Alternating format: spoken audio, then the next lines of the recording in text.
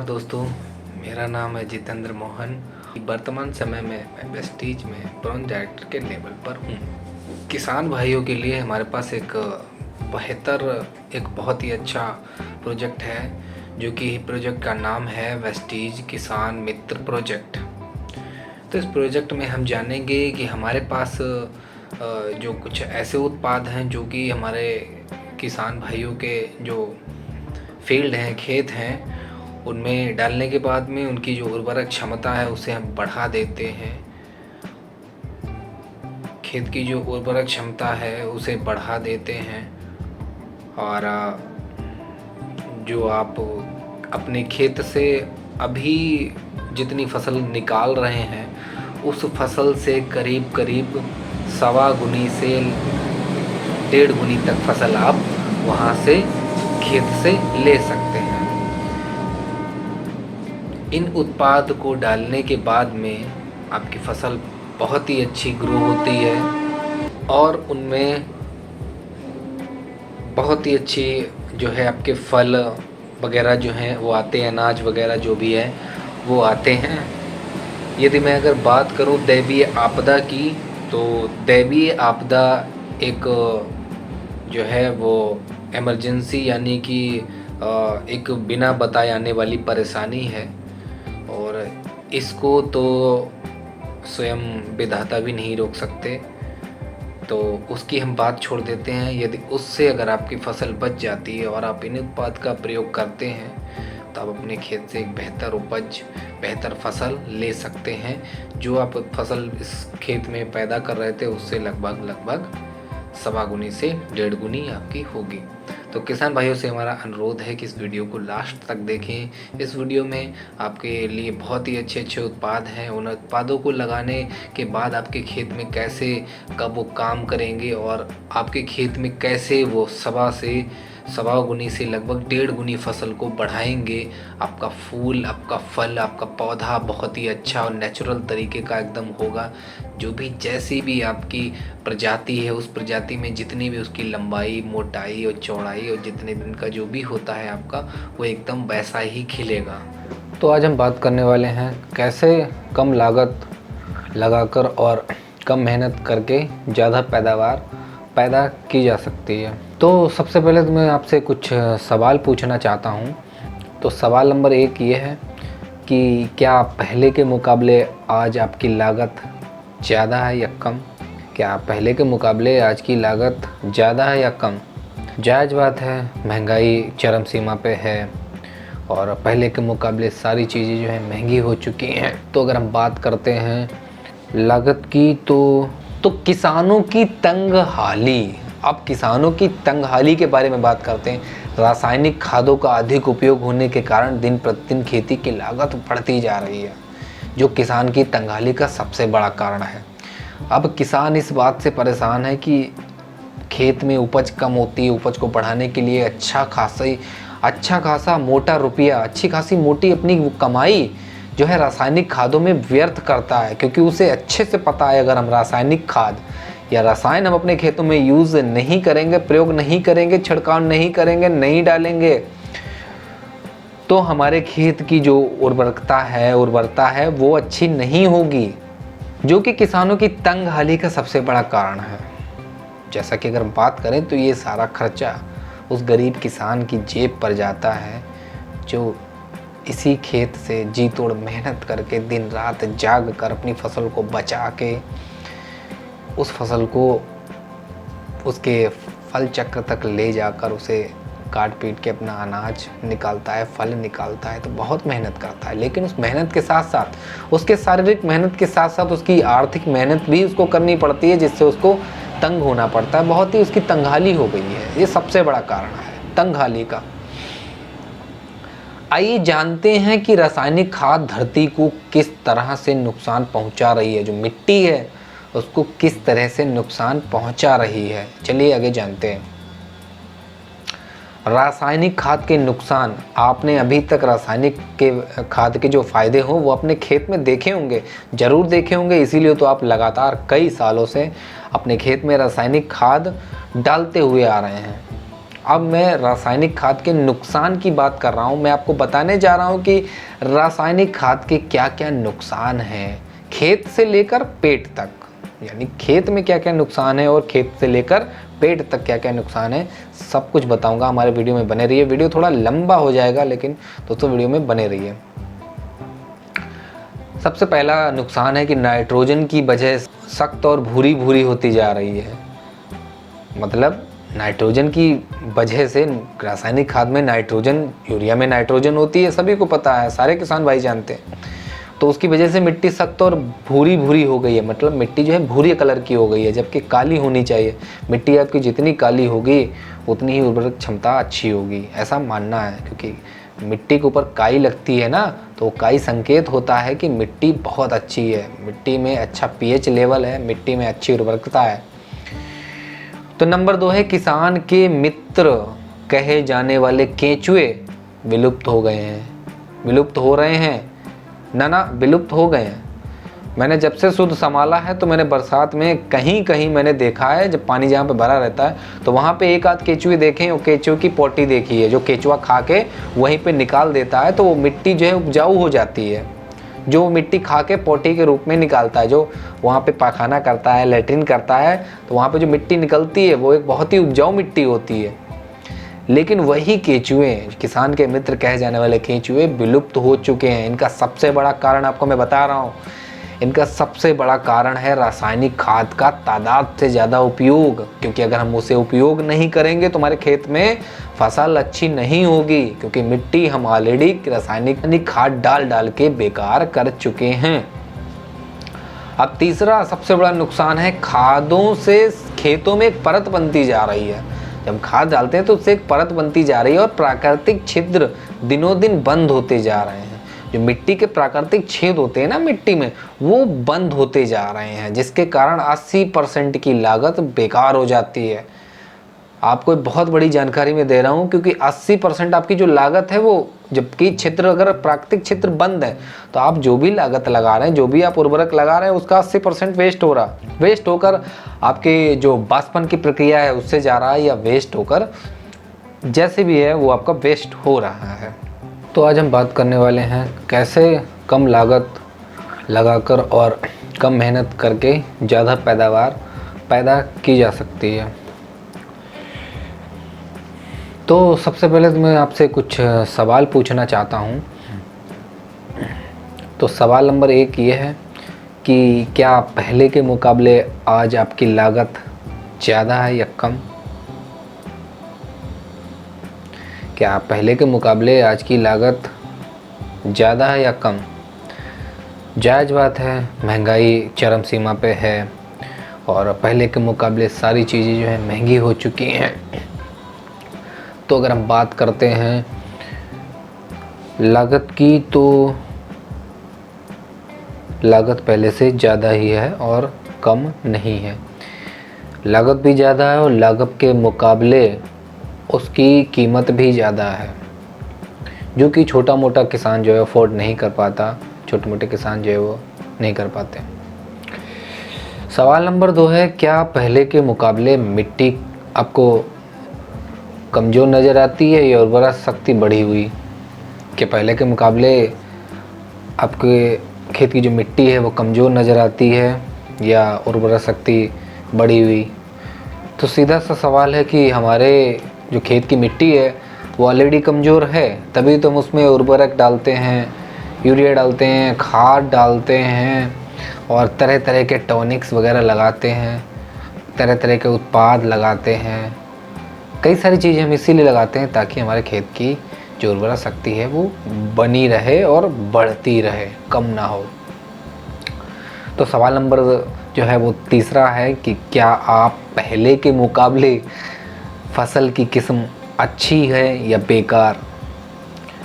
तो ज़रा फ्लैशबैक में जाइए, यानी कि आप अपने जो किसान भाई हैं अपने पिताजी या दादाजी के ज़माने में जाइए, और अगर आप छोटे हों, दादाजी की खेती जो हो उसकी फसल के मुकाबले में आज आपके जो फसल हो रही है उसका मुकाबला कीजिए, तो परिणाम यही आता है कि पहले के मुकाबले फसल अब की जो है वो उतनी बेहतरीन नहीं है। बेहतरीन क्यों नहीं है? कई सारी चीज़ें इसमें दिक्कत हो सकती है, कई सारी दिक्कत हो सकती है, क्योंकि पहले के जैसा अपना खेत नहीं है, पहले के जैसे ना के बराबर केचुए हैं, मतलब केचुए बिल्कुल भी नहीं बचे। तो सबसे बड़ी चीज़ यहाँ पे ये हो जाती है कि आपके खेत की जो, अगर केचुए नहीं होते तो आपके खेत की जो उर्वरक क्षमता है ऑलरेडी कम होने लगती है। ऐसा हमारा बड़ों का मानना है और आपका भी यही मानना होगा। कमेंट सेक्शन में ज़रूर लिखिएगा क्या ये बात सही है या नहीं, ठीक है। सभी लोग अपने अपने मत ज़रूर लिखिएगा कमेंट सेक्शन में, और जो भी मैं आपको जानकारी दे रहा हूँ वो सही है या नहीं है तो आप वहाँ पे कमेंट भी कर सकते हैं और मुझसे सवाल भी कर सकते हैं, और हमारे व्हाट्सअप नंबर पे आप मैसेज भी कर सकते हैं। कुछ जानकारी लेना चाहें जानकारी भी ले सकते हैं, एवरीथिंग। तो सवाल नंबर 4 की तरफ हम चलते हैं कि आप पहले के मुकाबले वास्तविक पैदावार बढ़ी है या नहीं। अब अगर हम बात करें तो पहले के मुकाबले जो पैदावार है अपने खेत की वो बढ़ी या नहीं, तो मुझे नहीं लगता कि 100% में 90% लोगों का यही आंसर होगा कि नहीं बढ़ी।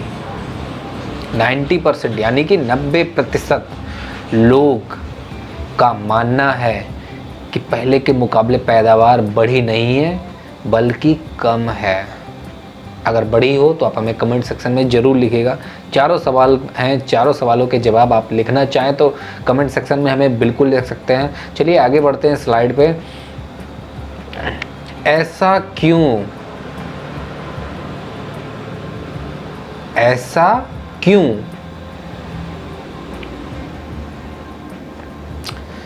तो दोस्तों मैं आपको एकदम चौंकाने वाली जो है एक बात बताना चाह रहा हूँ।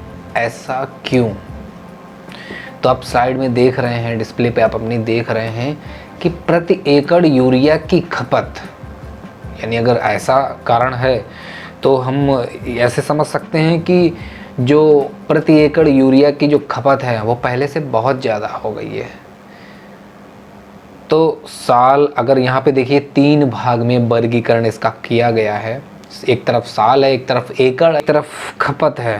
तो साल अगर 1955 यानी कि जो हमारे बाबा या परबाबा या पिताजी के ज़माने की अगर बात करें, उनके समय की अगर बात करें तो यहाँ 5 किलो 1 एकड़ की यूरिया की खपत थी। आपको हैरानी हो रही होगी, क्यों? क्योंकि ये बात मानने वाली नहीं है।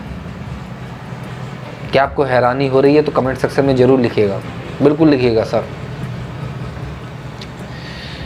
तो 1955 में 1 एकड़ में 5 किलो यूरिया की खपत होती थी। वहीं के तौर पे अगर आज काम समय लेते हैं तो यहाँ पे 1 एकड़ यानी कि 5 से 6 बीघे में 100 किलो न्यूनतम, मतलब कि 50 से 100 किलो तक लोग यूरिया डालते हैं।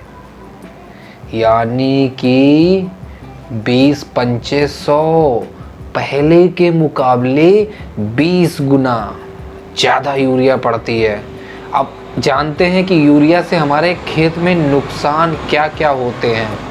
जो कि हम उर्वरक के रूप में यूज़ करते हैं यूरिया, उसका नुकसान क्या क्या होता है जानते हैं अगली स्लाइड में। यहाँ पे एक पेपर की कटिंग है जो कि एक पेपर में निकाला गया है कि खाद के अधिक प्रयोग से भूमि की उर्वरता जो है घटी है। 1 हेक्टेयर खेत में 133 किलो रासायनिक उर्वरकों का इस्तेमाल हो रहा है, इस वजह से ऐसा हुआ है। नई दिल्ली की रिपोर्ट है, पिछले 60 साल में कृषि खाद के बेतहाशा बढ़ते प्रयोग से देश के अनेक हिस्सों में भूमि की उर्वरता प्रभावित हुई है और गंगा के मैदानी इलाकों की मृदा गुणवत्ता का तेजी से क्षरण हुआ है। उर्वरक विभाग की वेबसाइट के मुताबिक 1951 से 52 के दौरान प्रति हेक्टेयर 1 किलो से भी कम खाद का प्रयोग किया जाता था। यानी कि यहाँ पे अगर खाद की बात करें तो हम 1 किलो से भी कम की खाद का, यूरिया का प्रयोग किया जाता था, जबकि अब 1 हेक्टेयर खेत में 133 किलो रासायनिक उर्वरकों का इस्तेमाल किया जा रहा है। इतने के बाद भी दुनिया के अन्य विकसित देशों की अपेक्षा देश में उर्वरकों का इस्तेमाल भी कम है। विश्व बैंक के 2007 के आंकड़ों के अनुसार हेक्टेयर में क्रमशः 142.3 किलो, भारत में 331.1 किलो, चीन में और जापान में 171.2 किलो, 166.2 किलो बांग्लादेश में और अमेरिका में 524 किलो का रासायनिक खाद का इस्तेमाल किया जाता था। अगर भूमि उर्वरता के बचाव के लिए 2008 से 9 में सरकार ने मृदा स्वास्थ्य एवं उर्वरता प्रबंधन की राष्ट्रीय परियोजना शुरू की।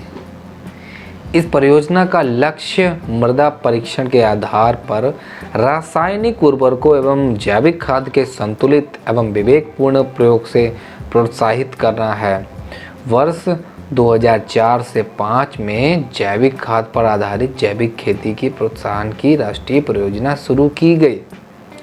देखिए यहाँ पे बहुत अच्छी बात लिखी है कि वर्ष 2004 में जो 4 से 5 में जो एक जैविक खाद के आधार पर एक जैविक खेती के प्रोत्साहन यानी कि उसे प्रोत्साहित करने के लिए, उसे बढ़ावा देने के लिए एक राष्ट्रीय परियोजना शुरू की गई थी और उसी परियोजना के तहत ये हमारा वेस्टेज किसान मित्र प्रोजेक्ट लॉन्च किया गया।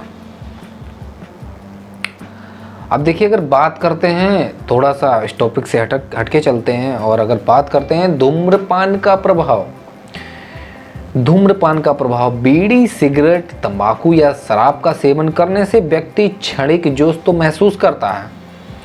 जैसे आपने देखा होगा जो लोग बीड़ी पीते हैं, सिगरेट पीते हैं, तंबाकू खाते हैं, शराब का सेवन करते हैं, जो व्यक्ति ऐसा करते हैं उससे व्यक्ति को क्षणिक यानी कि पल भर के लिए तो उसको जोश महसूस होता है, फ्रेशनेस महसूस होती है, लेकिन क्या आपको पता है धीरे धीरे यह उसके शरीर को खराब करती चली जाती है। यहाँ पे आप देख रहे हैं डिस्प्ले में कि हमारे फेफड़े कैसे थे, यानी कि जो हमारे लेफ्ट साइड में आप देख रहे हैं ये हमारे फेफड़े हैं, स्वस्थ फेफड़े, एकदम हल्के से लाल कलर के फ्रेश जो ब्लड है उससे ताजे खून से भरे हुए एकदम, क्योंकि ब्लड लंग्स में भी हमारा खून का प्रवाह होता है, ठीक है।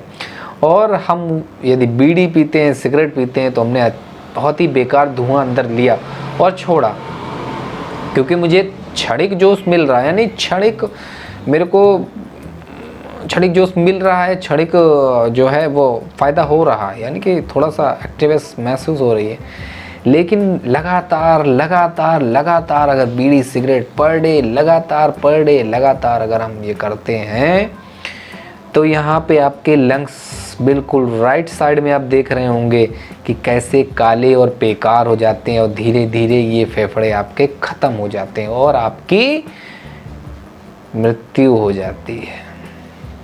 तो अगली स्लाइड पे चलते हैं। रासायनिक खादों का इस्तेमाल। रासायनिक खादों का इस्तेमाल, अब जैसे कि बीड़ी और सिगरेट हमारे शरीर के जो लंग्स हैं, फेफड़े हैं, उसको ख़राब कर देता है, ठीक वैसे ही रासायनिक खादों का इस्तेमाल भी आपकी धरती, आपकी ज़मीन, आपकी जो मिट्टी है वो भी ख़राब कर रही है। कैसे, चलिए स्लाइड के माध्यम से जानते हैं।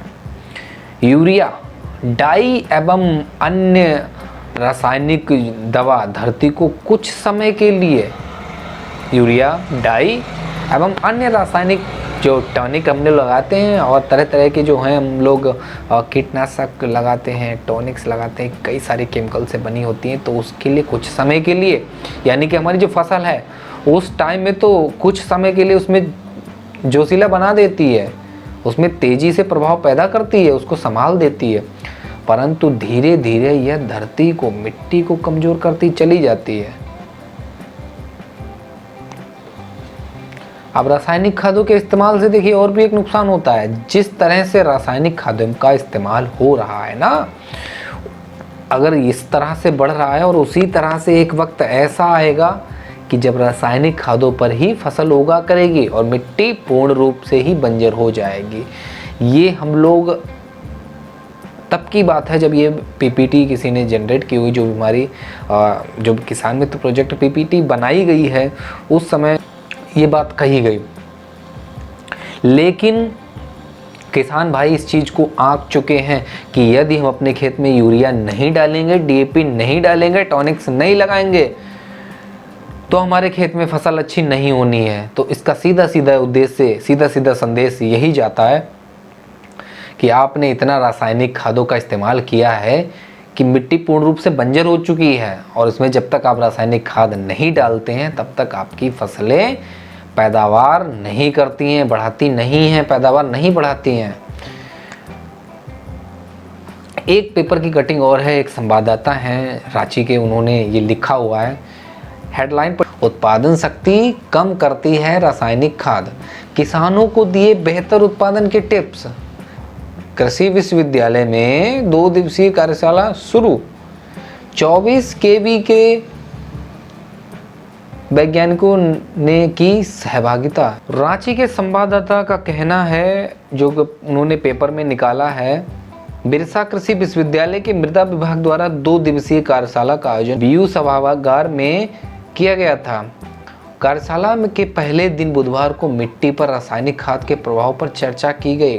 कृषि वैज्ञानिक डॉक्टर डी.के. शाही ने कहा कि किसानों द्वारा रासायनिक खाद के इस्तेमाल से उनके खेतों की उत्पादन शक्ति जो है वो बहुत ही दिनों दिन कम होती जा रही है। इसके प्रभाव के कारण खेतों में उत्पादित होने वाले खाद्य पदार्थ गुणवत्ता युक्त नहीं होते हैं, जिसके कारण मनुष्य के शरीर में विभिन्न प्रकार की बीमारी होती है।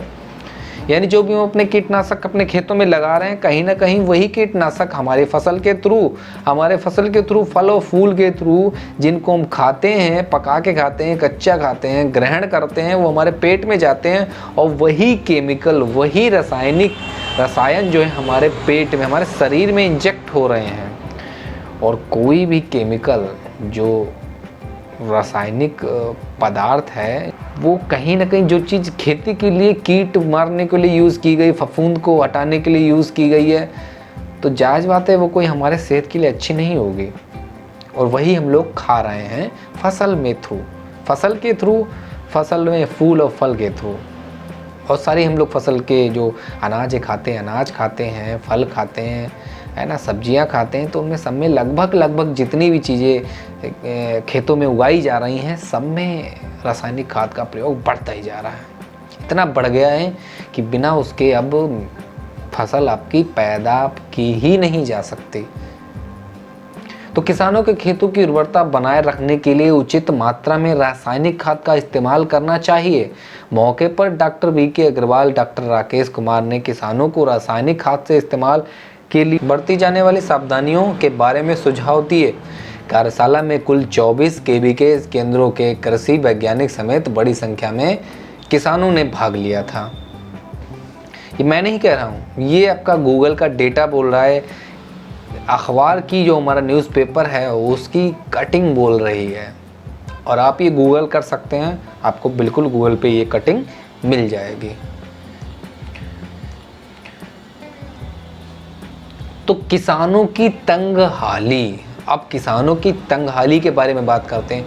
रासायनिक खादों का अधिक उपयोग होने के कारण दिन प्रतिदिन खेती की लागत बढ़ती जा रही है, जो किसान की तंगहाली का सबसे बड़ा कारण है।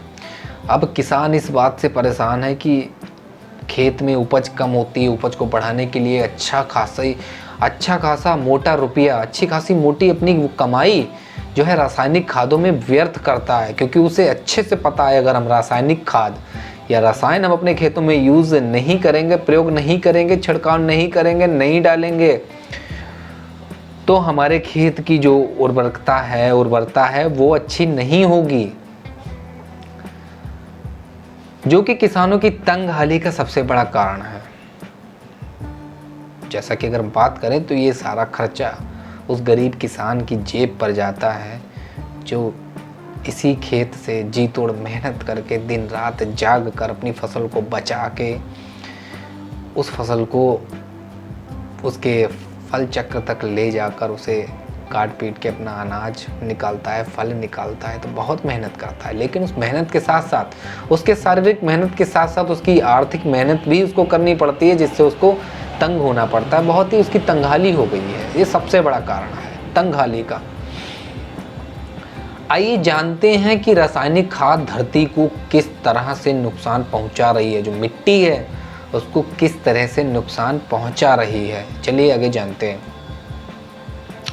रासायनिक खाद के नुकसान, आपने अभी तक रासायनिक के खाद के जो फ़ायदे हों वो अपने खेत में देखे होंगे, ज़रूर देखे होंगे, इसीलिए तो आप लगातार कई सालों से अपने खेत में रासायनिक खाद डालते हुए आ रहे हैं। अब मैं रासायनिक खाद के नुकसान की बात कर रहा हूँ। मैं आपको बताने जा रहा हूँ कि रासायनिक खाद के क्या क्या नुकसान हैं, खेत से लेकर पेट तक, यानी खेत में क्या क्या नुकसान है और खेत से लेकर पेट तक क्या क्या नुकसान है, सब कुछ बताऊंगा। हमारे वीडियो में बने रहिए। वीडियो थोड़ा लंबा हो जाएगा, लेकिन दोस्तों वीडियो में बने रहिए। सबसे पहला नुकसान है कि नाइट्रोजन की वजह से मिट्टी सख्त और भूरी भूरी होती जा रही है। मतलब नाइट्रोजन की वजह से, रासायनिक खाद में नाइट्रोजन, यूरिया में नाइट्रोजन होती है, सभी को पता है, सारे किसान भाई जानते हैं। तो उसकी वजह से मिट्टी सख्त और भूरी भूरी हो गई है। मतलब मिट्टी जो है भूरी कलर की हो गई है, जबकि काली होनी चाहिए। मिट्टी आपकी जितनी काली होगी उतनी ही उर्वरक क्षमता अच्छी होगी, ऐसा मानना है। क्योंकि मिट्टी के ऊपर काई लगती है ना, तो काई संकेत होता है कि मिट्टी बहुत अच्छी है, मिट्टी में अच्छा पीएच लेवल है, मिट्टी में अच्छी उर्वरकता है। तो नंबर 2 है किसान के मित्र कहे जाने वाले केंचुए विलुप्त हो गए हैं, विलुप्त हो रहे हैं, ना विलुप्त हो गए हैं। मैंने जब से शुद्ध संभाला है तो मैंने बरसात में कहीं कहीं मैंने देखा है, जब पानी जहाँ पे भरा रहता है तो वहाँ पे एक आध केचुए देखे हैं, और केचुए की पोटी देखी है, जो केचुआ खा के वहीं पे निकाल देता है, तो वो मिट्टी जो है उपजाऊ हो जाती है। जो मिट्टी खा के पोटी के रूप में निकालता है, जो वहाँ पे पाखाना करता है, लैट्रिन करता है, तो वहाँ पे जो मिट्टी निकलती है वो एक बहुत ही उपजाऊ मिट्टी होती है। लेकिन वही केंचुए, किसान के मित्र कहे जाने वाले केंचुए विलुप्त हो चुके हैं। इनका सबसे बड़ा कारण आपको मैं बता रहा हूँ, इनका सबसे बड़ा कारण है रासायनिक खाद का तादाद से ज़्यादा उपयोग। क्योंकि अगर हम उसे उपयोग नहीं करेंगे तो हमारे खेत में फसल अच्छी नहीं होगी, क्योंकि मिट्टी हम ऑलरेडी रासायनिक खाद डाल के बेकार कर चुके हैं। अब तीसरा सबसे बड़ा नुकसान है खादों से खेतों में एक परत बनती जा रही है। जब खाद डालते हैं तो उससे एक परत बनती जा रही है और प्राकृतिक छिद्र दिनों दिन बंद होते जा रहे हैं। जो मिट्टी के प्राकृतिक छेद होते हैं ना मिट्टी में, वो बंद होते जा रहे हैं, जिसके कारण 80% की लागत बेकार हो जाती है। आपको बहुत बड़ी जानकारी में दे रहा हूँ, क्योंकि 80% आपकी जो लागत है वो, जबकि क्षेत्र अगर प्राकृतिक क्षेत्र बंद है तो आप जो भी लागत लगा रहे हैं, जो भी आप उर्वरक लगा रहे हैं, उसका 80% वेस्ट हो रहा, वेस्ट होकर आपके जो बाष्पन की प्रक्रिया है उससे जा रहा है, या वेस्ट होकर जैसे भी है वो आपका वेस्ट हो रहा है। तो इन सब का भी उपाय है, इसीलिए मैं आपके लिए लेके किसान मित्र प्रोजेक्ट। और इस प्रोजेक्ट में आप जानेंगे किसान का मित्र क्या है। तो यहाँ पे सबसे बड़ा किसान मित्र है एग्री प्रोडक्ट, एग्री उत्पाद। और इस एग्री उत्पाद में हमारा सबसे बड़ा है एग्री 82, एग्री 82, एग्री 82। ऐसे ही बहुत सारे जो है इसके यूज़ होने वाले हैं। तो आगे चलते हैं कि ये क्या है। तो वेस्टीज एग्री 82, वेस्टीज एग्री 82 ना तो एक खाद है। अब देखिए बहुत सारे सवाल होंगे कि यार ये भला क्या है, ये भला क्या है, ये बाकी बहुत सुने थे और ये तो हम पहली बार सुन रहे हैं यूट्यूब के माध्यम से, या मैंने किसी चच्चा या किसी ताऊ या किसी जानने वाले या किसी पहचानने वाले के मुंह से सुना था, या कोई एक बाइक पे आया था बोला था कि भाई ये ले लो, ये ले लो, ये 82 है, ये ऐसे काम आता है, वैसे काम आता है। लेकिन आपने उसको नहीं लिया क्योंकि आपने उसके बारे में जानकारी ली ही नहीं। आपने उसको देखा और पढ़ा, ना तो उसे समझा ना ही उसकी जानकारी ली। अगर आप उसको समझते और समझ के जानकारी लेते तो आपके बहुत ही अच्छे काम की चीज़ थी, अभी भी है। अगर आपको चाहिए तो आपको हमारे थ्रू अवेलेबल हो जाएगी, या आप अपने नज़दीकी वेस्टीज की DLCP से भी आपको मिल सकती है। तो बात करते हैं कि वेस्टीज एग्री 82 ये भला क्या है, कि तो बात करते हैं यह ना तो खाद है, यह ना तो खाद है, ना ही कीटनाशक है, ना ही खरपतवार नाशक है और ना ही फफूंदी नाशक है। ध्यान से सुनिएगा, ये कीटनाशक नहीं है, ना ही खरपतवार नाशक है और ना ही फफूंदी नाशक है, अपितु यह एक बहुउद्देशीय नॉन आयनिक स्प्रे सहायक घोल है जिसमें 82% सक्रिय तत्व होते हैं, जिसे इनके साथ मिलाने पर इनको कार्य क्षमता को बढ़ा देता है। जिससे इसके साथ कोई भी आप उत्पाद मिलाते हैं, यानी कि आप कोई भी उत्पाद अपना मार्केट से लेके आए हैं, स्प्रे करने जा रहे हैं, टॉनिक लगाने जा रहे हैं, खाद डालने जा रहे हैं, तो उसमें आप मिला देते हैं, तो उसका जो नकारात्मक प्रभाव है उसको ख़त्म कर देता है। जितना उसको जो चाहिए होता है वो दे देता है और बाकी का ये ख़त्म कर देता है। तो इससे हमारे फसलों को नुकसान भी होने से बच जाता है और फ़ायदा होता है। क्या क्या फ़ायदा होता है आगे जानेंगे हम, या किस तरीके से काम करता है। अब देखिए, आपने देखा होगा कि हम लोग को कुछ उर्वरक लाते हैं तो वो पाउडर जैसा, जैसे खरपतवार हुआ, ज़्यादातर फंगिसाइड हुआ या हर्बिसाइड हुआ और क्या पेस्टिसाइड हुआ या इंसेक्टिसाइड हुआ, तो कुछ जो कीटनाशक मतलब जो उत्पाद हैं, ये उत्पाद हैं जो कुछ उत्पाद ऐसे होते हैं जो पाउडर फॉर्म में होते हैं। जो पाउडर फॉर्म में पानी में अगर हम घोलते हैं तो सही से घुलता नहीं है और ऊपर ऊपर पानी के तैरता रहता है, जिससे हमारे पौधों पर अच्छे से स्प्रे नहीं हो पाता है, पत्तियों पर गिरता नहीं है। यह क्या करता है, इसका काम अब सुनिए, इसका आप वहाँ पे क्या करने वाले हैं। यह पानी के जैसे ही पौधों को पत्तों पर पानी गिरता है, पानी के साथ जैसे ही पौधों के पत्तियों पर गिरता है तो पानी उनकी सतहों पर बूंदे जो है बना के चिपका देता है ना। वहाँ पे पानी जो है बना के ये चिपका देता है। तो पानी जैसे ही पौधों के पत्ते पर गिरता है तो पानी उनकी सतहों पर की बूंदें बनती हैं, जैसा कि आप देख रहे हैं इस स्लाइड में देख रहे हैं आप, पौधे पर ड्रॉप्स बनी हुई हैं जो कि अगर हवा चलने पर या हल्की सी हलचल होने पर नीचे गिर जाती हैं। ऐसी इसकी प्रवृत्ति होती है, कुछ पत्तियों की ऐसी प्रवृत्ति होती है। अब एग्री 82 किस तरीके से इसमें काम करता है। जब आप 82 को पानी में मिला दिया जाता है तो इसका नॉन आयनिक घोल जो है वो सतह पर सक्रिय रहने वाला पदार्थ बनाता है। पानी के कणों में घुलकर पानी के फैलाव की क्षमता को गीला करने की क्षमता को बढ़ाता है, जिस कारण पानी में बूंद नहीं बनती और पत्तियों की सतह से बराबर से चिपक जाता है। एग्री 82 के फायदे जानेंगे, इसके क्या क्या फायदे हैं। फसल की लागत में कमी। पहला फायदा ये है कि फसल की लागत में कमी। अब इसको थोड़ा सा हम दोस्तों, वीडियो थोड़ा लंबा हो जाएगा क्योंकि मैं एक एक पॉइंट को समझाते हुए चल रहा हूँ, तो इसको जो है लगातार देखिए, स्किप मत करिएगा, वरना आधे फ़ायदे जो है आपके समझ में आएंगे और आधे निकल जाएंगे। तो इससे क्या होगा कि आधी अधूरी चीज़ खराब होती है।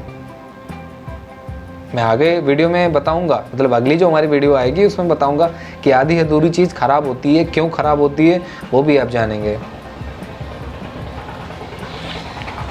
फसल की लागत में कमी। अब फसल की लागत में कमी देखो कहाँ से हो सकती है, मैं आपको बताता हूँ कि फसल की लागत में कमी, यदि हम 82 को अपनी खाद DAP या किसी उर्वरक में मिला के डालते हैं, ठीक है, तो वहाँ पे हम उसका 20 से 25% खाद कम कर लेते हैं। यानी कि अगर हम 1 एकड़ में 50 किलो खाद डालने जा रहे हैं तो उसका हम 15 से 25% जो है खाद कम कर लेते हैं। अब 15 से 25% अगर खाद हमने कम कर ली तो वही खाद हम अगर 4 बार में लगाते हैं तो 4 बार में हमारी 25% के हिसाब से 100% हुई। यानी कि 4 बार में अगर हम जो खाद लगाते वो 5 बोरी लगती, लेकिन यहाँ पे 4 बार में जो आपने खाद लगाई है वो 5 बार लगा सकते हैं। समझ रहे हैं आप, जो आपने खाद लगाई है वो 5 बार में लगा सकते हैं, क्योंकि यहाँ पे आपको 1 बोरी खाद की बचत हो जाती है। 1 बोरी अगर DAP की बात करें तो लगभग वर्तमान समय में 1500 से 1600 के बीच में एक DAP की बोरी मिलती है। तो आप इतना रुपया बचा सकते हैं महज कुछ पैसा खर्च करके, जिससे कई सारे फ़ायदे होते हैं। और ये फ़ायदे हम जानते हैं। उपज वृद्धि में सहायक, जो भी आप उसके साथ में उर्वरक लगा रहे हैं, जो भी आप उसमें टॉनिक वगैरह लगा रहे हैं, तो वो आपको वहीं जड़ के पास में ये घुल के मिट्टी के पास अवशोषित होके बना के रखता है एक निश्चित समय की अवधि से ज़्यादा। जो भी आपने खाद लगाई, जो भी आपने उसमें उर्वरक डाला और उसके साथ में अगर ये मिक्स किया है, तो ये जो आपकी अवधि है उसमें वहाँ पे जड़ के पास आपके जो उर्वरक की क्षमता रुकने की, तो उससे ज़्यादा की जो है ये क्षमता, मतलब कि रोकने की क्षमता को बढ़ा देता है। आपकी जो उर्वरक है वहाँ पे रोकने की क्षमता बढ़ा देता है। खेत की उपजाऊ शक्ति को बरकरार रखता है।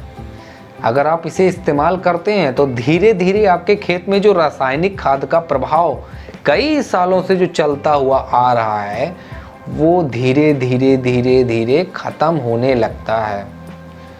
यदि आप लगातार हर एक फसल में, हर एक सिंचाई में, हर एक उर्वरक के साथ इसको नियमित लागत के साथ, यानी जो इसकी लागत है, जो भी इसकी मात्रा है उसके साथ में अगर मिक्स करते हैं आप हर एक फसल में, हर एक सिंचाई में, हर एक उत्पाद में अगर इसको यूज़ करते हैं तो आपके उत्पाद में भी कमी देखने को मिलती है।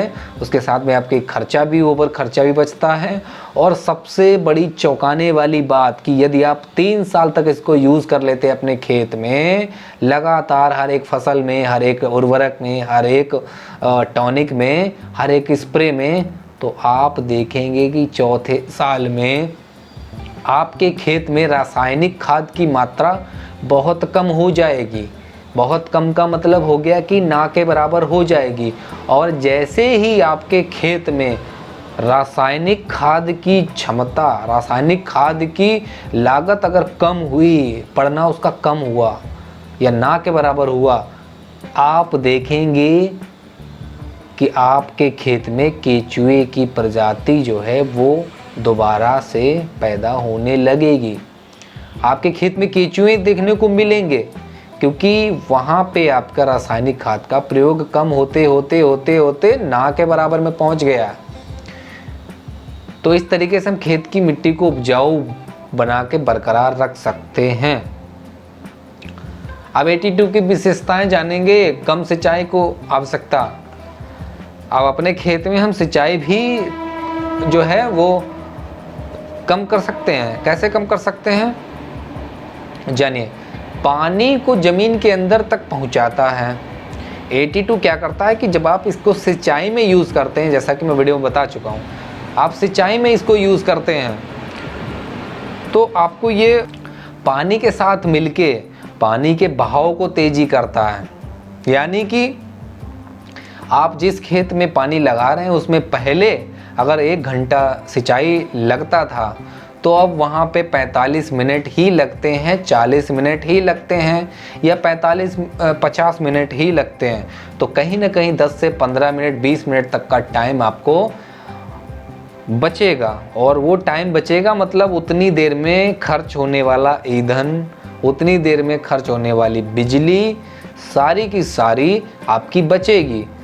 और इस तरह से इसका एक फ़ायदा और है कि जब आपका पानी आपके खेत में लग जाता है, सिंचाई हो जाती है, तो यदि आपकी पहले 3 दिन अगर नमी रुकती थी तो आप इसके साथ मिक्स करेंगे तो ये पानी में नमी, यानी कि कहीं कहीं पे हम लोग पानी को नमी को बोलते हैं कुछ ओइट टाइप को बोलते हैं, जो गांव में लोग बोलते हैं कि किसानों की भाषा में बता रहे ओइट। तो जब तक ओइट काफ़ी दिनों तक बनी रहती है, यदि 3 दिनों तक अगर आपके खेत में नमी बनी रहती है तो यहाँ पे आपको 5 से 6 दिन बढ़ जाएगी नमी। ये ऐसा क्यों होता है? इसका ये कारण है कि ये जो पानी को मिट्टी में वहीं के रोक के रखता है, चिपका देता है पानी को। पानी के साथ जो भी आपके उर्वरक हैं जो आप अपने खेत में डाला तो पानी में वो मिक्स होकर वहीं पे चिपक जाते हैं। तो इस तरीके से आपके खेत में लगने वाले उर्वरक वहीं पे खेत पे ही अच्छे से पोषण देते हैं आपके फसलों में। और इस तरीके से हम अपने खेत में रासायनिक खाद और पानी आदि बचा लेते हैं और उनकी मात्रा भी कम हो जाती है।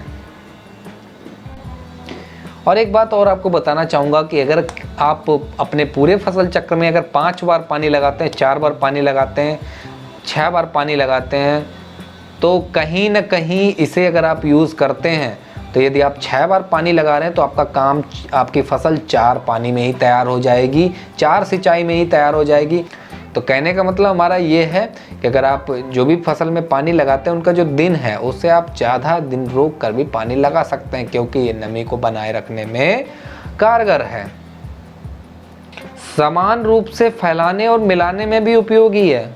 यह द्रव्य यानी कि जो लिक्विड हैं फॉर्म में, पाउडर फॉर्म में कीटनाशक और अधिकांश खाद को समान रूप से घुलनशील द्रव्य बनाकर मिलाने में भी सहायक है। क्रियाशीलता को बढ़ाने में सहायक है। किसी भी खाद, उर्वरक, कीटनाशक, खरपतवार नाशक, दीमक नाशक, सल्फर पाउडर इत्यादि में मिलाकर प्रयोग करने से इसकी कार्यक्षमता, गुणवत्ता में वृद्धि आती है एवं हवा गर्मी से होने वाले बाष्पीकरण को भी रोकता है। जैसा कि मैंने बताया कि ये बाष्पीकरण को भी रोकता है, तो हवा और गर्मी से होने वाले बाष्पीकरण को भी बहुत हद तक रोकता है, कम करता है। पहले डाले हुए उर्वरक को सक्रिय करना। अब आपके खेत में अगर कुछ पहले से उर्वरक पड़े हुए हैं और आप अगर पानी लगाते हैं तो उस पानी में अगर आप 82 को मिक्स करके सिंचाई कर, तो ये खेत में पड़े हुए पहले उर्वरकों को या अन्य घटकों को भी सक्रिय कर देता है और पैदावार बढ़ाता है। लागत में कमी लाता है। खाद आदि की जो मात्रा है वो 2 से 3 करने पर भी परिणाम दुगना देता है। 2/3 यानी कि अगर हम 100% डाल रहे हैं, यानी कि हम 40 किलो खाद डाल रहे हैं, तो वहाँ पे हम अगर 30 किलो खाद डालते हैं तो भी आपका पूरा काम करता है, परिणाम दोगुना देता है।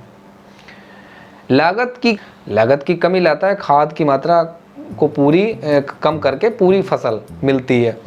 50 किलो खाद की जगह पहले साल अगर आप, मैंने जैसे बताया आपको कि अगर लगातार 82 आप अपने खेत में यूज़ कर रहे हैं तो उसका ये चार्ट है जो आप डिस्प्ले पे देख रहे हैं।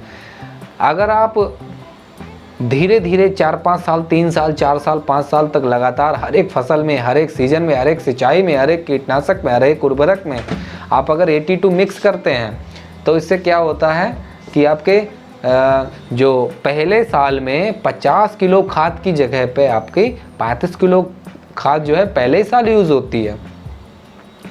उसके बाद में आप दूसरे साल की अगर बात करें, आपने एकदम रेगुलरली 82 लगाया और भी प्रोडक्ट हमारे जो वेस्टीज के हैं वो लगाते हैं आप, तो वो उनके साथ भी इसे आप लगा सकते हैं। तो आप दूसरे साल में देखेंगे कि वहाँ पे 35 किलो की जगह 30 किलो ही खाद पड़ रही है और हमारे परिणाम अच्छे आ रहे हैं। तीसरे साल की अगर बात करें तो यहाँ पे तीसरे साल भी वही 30 से घट के 25 किलो पहुँच गई है, यानी ठीक आधी 50%, 50%, 50 किलो खाद की जगह पे जो पहले साल में 50 किलो पहले साल में डाल रहे थे एग्री 82 मिक्स करने से पहले 50 किलो, तो वहाँ पे तीसरे साल में 25 किलो ही बची है और चौथे साल में ये 20 से 15 से 20 किलो बचती है। और 15 से 20 किलो 15 जो एकड़ के हिसाब से अगर हम डालेंगे तब भी हमारी फसल का परिणाम दोगुना होता है। और ये मैं बंडलबाजी बिल्कुल नहीं कर रहा हूँ, क्योंकि ये मैंने डाटा जो है गूगल से उठाया है और जो भी हमारे ट्रेनिंग्स में ट्रेनर बताते हैं मैंने वो आपको प्रोवाइड कराया है। बाकी आप गूगल करेंगे तो आपको गूगल पे भी ये जानकारी मिल जाएगी। तो बढ़ते हैं आगे स्लाइड पे। सुरक्षित और पर्यावरण रक्षक। सबसे बड़ी चीज़ है कि ये कोई रसायन नहीं है। अगर रसायन होता तो इस पर लिखा होता बच्चों की पहुँच से दूर रखें। आप इस बोतल लेंगे तो आप पीछे देखेंगे इस पर कहीं भी नहीं लिखा है पॉइजन या केमिकल, बच्चों की पहुँच से दूर रखें, ऐसा कुछ भी नहीं लिखा है, क्योंकि यह पूर्णतः जैविक है। ये सुरक्षित है पर्यावरण के लिए, आपकी मिट्टी के लिए, हर तरीके से पूरी तरीके से विष रहित और सुरक्षित है। उपजाऊ शक्ति को बरकरार रखना। ये खेत की उपजाऊ जो मिट्टी है, उपजाऊ शक्ति है, उसको बरकरार रखता है। क्यों? क्योंकि वहाँ पे रासायनिक जो खाद है की जो है मात्रा में काफ़ी सारी कमी हो गई उस वजह से, और हमारा 82 जो है ऑलरेडी खेत में पड़े हुए जो घटक हैं उनको एक्टिवेट कर देता है। यह खेत को उपजाऊ शक्ति को न केवल बरकरार रखता है बल्कि उसे बढ़ाने में भी मदद करता है। जंगरोधक। अब देखिए सबसे बड़ी बात, जंगरोधक। टंकी, नोजल, पंप एवं अन्य धातु उपकरणों में जंग नहीं लगने देता। यदि आपकी जो टंकी है उसकी नोजल है ना, तो उसमें जंग लग जाती है, किसान भाइयों के जंग लग जाती है, और या अन्य धातु की जो उपकरण है उसमें जंग लग जाती है, तो उसमें आप क्या कर सकते हैं, इसका घोल में उसको धुलने के बाद में इसके घोल में आप डुबा के या स्प्रे करके आप आराम से अपने उपकरण रख सकते हैं, उसमें जंग नहीं लगेगा। या जैसे हमारी दराती है और भी कई कृषि उपचार होते कृषि यंत्र होते हैं जिनमें जंग लग जाती है, तो वहाँ पे भी इसे लगने से बचाता है। एग्री 82 किन फसलों के लिए उपयोगी? सबसे बड़ा सवाल। तो ये हर तरीके की फसल के लिए उपयोगी होता है, जैसे कि फसलों, सब्जियां, फल, फूल तथा दालों आदि में इस्तेमाल हो सकता है। सारी फसल में लगभग हम इसे यूज कर सकते हैं। उपयोग का तरीका, अब सारा कुछ जान लिया हमने, क्या करता है, कैसे करना है। अब उपयोग का तरीका हम जानेंगे। सभी कीटनाशक के लिए यानी पेस्टिसाइड में आप 15 लीटर पानी के घोल में 5 ml इसको मिक्स करते हैं। पेस्टिसाइड के लिए 15 लीटर पानी यानी एक टंकी होती है जो हमारी पिट्ठू टंकी होती है, उस पिट्ठू टंकी में 15 लीटर पानी आता है। उस 15 लीटर पानी में 5 ml का घोल मिक्स करना है और उसमें पेस्टिसाइड आपको जो आपके नज़दीकी किसान सेवा केंद्र से जहाँ पे जो बैठा कार्मिक है उसने बताया है कि या आपके पैकेट पे पीछे लिखा हुआ है कि इतने हिसाब से इतना बनाना है, तो वो आप अपना बनाएंगे। उसमें आप चाहें तो थोड़ी सी मात्रा कम कर सकते हैं। क्यों? क्योंकि ये पावर को बढ़ा देता है। पेस्टिसाइड को पानी में मिलाने से पहले वेस्टीज 82 को पानी में मिलाना जरूरी है। क्यों जरूरी है? क्योंकि ये आपकी जो पेस्टिसाइड है उसकी क्षमता को बढ़ा देता है दोस्त, बढ़ा देता है। खरपतवार नाशक में प्रत्येक 15 लीटर पानी के घोल में 20 मिलीलीटर मिलाना चाहिए। 82 को 15 लीटर की पानी की टंकी है, उसमें 20 ml डाल के फिर पेस्टिसाइड घोलना चाहिए। जो खरपतवार है आपका हर्बिसाइड है वो घोलना चाहिए। सिंचाई के लिए प्रत्येक 80 लीटर पानी में 160 ml यानी 8 दूनी 16 यानी 1 ml में हम 2 लीटर पानी, 1 ml में 2 लीटर पानी का आंकड़ा हम दे रहे हैं। प्रत्येक 50 किलो खाद में 100 ml बिना पानी के, 50 किलो की खाद है उसमें 100 ml बिना पानी के मिलाना है। एग्री 82 से संबंधित कुछ सवाल हैं, इनको भी हम लेंगे जो आपके दिल में आ सकते हैं। सबसे पहला सवाल है, क्या यह हर फसल के लिए इस्तेमाल हो सकता है? बिल्कुल हो सकता है सर। वेस्टीज एग्री 82 सभी तरह की फसलों में इस्तेमाल हो सकता है। क्या ये दवा मिट्टी को कोई नुकसान पहुंचाती है? जी नहीं, वेस्टीज एग्री 82 को जड़ी बूटी की तरह मिट्टी को ताकत बनाता है। यानी कि ये जो नाइट्रोजनिक घोल होता है ये पहाड़ी क्षेत्रों के जो वृक्ष होते हैं, जो जंगल होते हैं उनमें वृक्ष होते हैं, उनकी छाल और पत्तियों के अर्क से ये बनता है। समझ रहे हैं आप? ये उसकी छाल से सड़ा के उसके अर्क से बनता है, तो ये बिल्कुल भी नुकसानदायक नहीं है। ये एक जैविक उत्पाद है, तो किसी तरीके से नुकसान नहीं पहुंचाता है बल्कि मिट्टी की ताकत को बढ़ाता है। फसलों में कितनी बार प्रयोग कर सकते हैं? जितनी बार आप पानी, खाद एवं स्प्रे प्रयोग करते हैं मात्रा अनुसार उतनी बार हर चीज में मिलाकर प्रयोग कर सकते हैं। क्या 82 को कीटनाशक में भी इस्तेमाल कर सकते हैं? जी हाँ, बिल्कुल इस्तेमाल कर सकते हैं।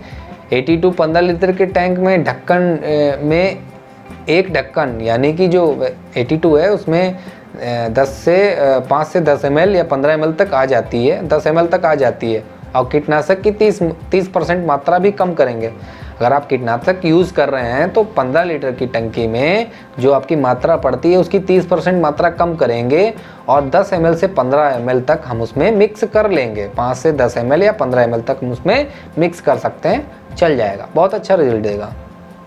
क्या वेस्टीज एग्री 82 हर बार इस्तेमाल करना पड़ता है? जी हाँ, बिल्कुल। जब भी आप अगर रुपए बचाने हैं और लाभ पाने से परहेज ना हो तो आपको करना है। जो पानी लगाएंगे, खाद लगाएंगे, उर्वरक डालेंगे, स्प्रे लगाएंगे, सारे में यूज़ करना है। 82 क्या एक रासायनिक प्रोडक्ट है? सबसे बड़ा सवाल। नहीं, ये एक जैविक प्रोडक्ट है। जैसा कि मैंने बताया कि ये पहाड़ी क्षेत्रों में पौधे, वृक्ष पाए जाते हैं, उनकी छाल और पत्तियों से जो सड़न से अर्क निकलता है ये उससे बना होता है, नाइट्रोजनिक घोल होता है। 82 के प्रयोग के बाद क्या क्या फ़ायदे नज़र आएंगे? फसलों में बढ़ोतरी और बढ़िया रंग। 82 अगर आप यूज़ करते हैं तो आपकी फसल में बढ़ोतरी होगी और उसका जो नेचुरल कलर है ना आपकी फसल के फूल और फल का, वो आपको देखने को मिलेगा। इसको आप प्रयोग करने के लिए आप अपने पहले खेत में कुछ हिस्से में इसे लगाएं और कुछ हिस्से में इसे ना लगाएं एक फसल में, या कुछ हिस्से एक कोने में लगाएं एक कोने में ना लगाएं, ऐसा कर लें तो आपको इसके लाभ ऑटोमेटिक दिखेंगे। 82 हम क्यों इस्तेमाल करें? कम लागत के साथ साथ अच्छी फसल के लिए हमें इसको इस्तेमाल करना है। 82 हर दुकान में उपलब्ध है? नहीं। सबसे बड़ा सवाल तो यही है कि हर दुकान में उपलब्ध नहीं है, यह प्रोडक्ट दुकान से नहीं मिलते, यह केवल वेस्टीज डिस्ट्रीब्यूटर द्वारा ही इसे प्राप्त किया जा सकता है। वेस्टीज एग्री 82 कितनी मात्रा में उपलब्ध है, कितनी बोतल में उपलब्ध है? देखिए, पहला तो सबसे बड़ी बोतल आती है यहाँ पे 5 लीटर की, दूसरी आती है आधा लीटर की यानी कि 500 ml, और तीसरी आती है 100 ml यानी कि 300 ml यानी 100 ml इंटू 3, 100 ml की 3 की पैकिंग आती है, 300 ml की पैकिंग आती है, उसमें 3 बोतल होती हैं 100 ml की। तो इतनी जो है पैकिंग में आपको मिल जाता है। और सबसे बड़ा सवाल है कि 82 का मूल्य कितना है? कम खर्च फसल ज़्यादा, ये है एग्री 82 का वादा। खेत में बचाएं पानी, खाद और कीटनाशक आदि की लागत, बचत ही बचत, तो बचत ही बचत। तो किसान भाइयों, आपकी ये बहुत ही काम की चीज़ है, बहुत ही अच्छी चीज़ है आपके खेत में प्रयोग के लिए। आपके सारे डाउट क्लियर हो गए होंगे और ये आपके फसल को किसी भी तरीके से कोई नुकसान नहीं पहुंचाता है। ये पूर्णतः जैविक है, इसमें कोई भी रासायनिक उपयोग नहीं किया गया है, कोई भी इसमें पॉइजन नहीं है। बच्चों के आप पहुंच से दूर भी रख सकते हैं, नहीं रख सकते हैं ऐसा कोई कंडीशन नहीं है। यदि आपका बच्चा इसे पी भी लेता है, बाई चांस खेल खेल में इसने अगर मुँह में रख लिया या इसको धोखे से उसने थोड़ी बहुत अगर पी भी ली, तो उसको पोटी हो जाएंगी पेचिस जैसी, और पेट उसका साफ़ होने के बाद में एकदम सही हो जाएगा। इसका उस पे स्वास्थ्य पे कोई ख़ास असर नहीं पड़ेगा, बस पोटी उसको आ सकती है। तो किसान भाइयों, अगर आप वीडियो देख रहे हैं, दोस्तों अगर आप वीडियो देख रहे हैं तो आपको ये वीडियो कैसा लगा आप हमें कमेंट सेक्शन में बिल्कुल लिखिएगा। और किसान भाइयों को ये बहुत अच्छा और यूज़फुल वीडियो है। किसान भाई इसकी मदद से अपने खेत में लागत कम और कमाई ज़्यादा कर सकते हैं। इस किसान मित्र प्रोजेक्ट में जुड़ के, अपने आधार और आईडी के साथ जुड़ के एक अच्छी खासी इनकम भी कर सकते हैं। कैसे कर सकते हैं उसके लिए आप कमेंट में लिख सकते हैं, और हमारे जो डिस्क्रिप्शन में आपका जो है वो व्हाट्सअप लिंक मिलेगा, उस लिंक के थ्रू आप हमारे व्हाट्सअप तक पहुंच सकते हैं। कोई भी जानकारी चाहिए हो, कुछ भी आपको क्वेश्चन हो मन में, आप हमको पूछ सकते हैं। आपकी सेवा में हम सदैव तत्पर हैं। और मिलते हैं अगले वीडियो में एक नए वीडियो के साथ, एक नए टॉपिक के साथ, एक वेस्टीज के नए एग्री प्रोडक्ट के साथ, ऐसे प्रोडक्ट के साथ, ऐसे उत्पाद के साथ जो आपकी खेती में 4 चांद लगाने वाले हैं।